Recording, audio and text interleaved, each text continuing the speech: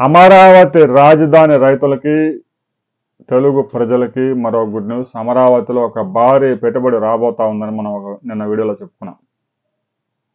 చర్చలు జరుగుతూ ఉన్నాయి. చర్చలు జరిగిన సమయంలోనే మనం కంగారు పడి చెప్పాల్సిన అవసరం లేదు. అయితే తాజాగా ఒక అడుగు ముందుకు పడింది. రాబోయే కొద్ది రోజుల్లోనే ప్రపంచంలోనే ప్రఖ్యాత ఆన్లైన్ స్టోర్ నిర్వహిస్తున్న అమెజాన్ అమరావతిలో భారీగా పెట్టుబడులు పెట్టేందుకు ముందుకొచ్చింది. దశల వారీగా 40,000 కోట్ల రూపాయలు ఇన్వెస్ట్ చేసేందుకు అమరావతి రాజధానిలో ఒక కీలక ప్రాంతంలో భూమి కోసం వారు ప్రయత్నాలు చేస్తున్నారు. అమెజాన్ రిటైల్ స్టోర్స్ ఏదైతే ఆన్లైన్ స్టోర్ ఏదైతే ఉందో దాని కింద దాదాపు 3 లక్షల మంది ఎంప్లాయీస్ పనిచేస్తున్నారు.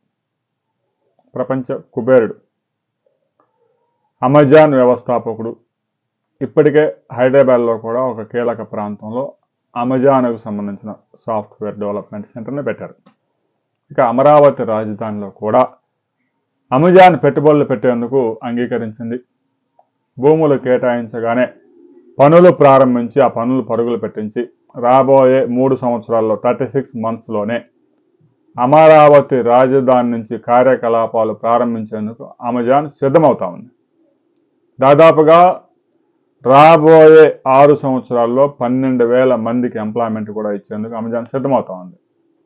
అయితే అమరావతిలో ఏ ప్రాంతంలో అమెజాన్ రాబోతా ఉంది అనే విషయంలో ఇంకా కొంత క్లారిటీ రావాల్సింది.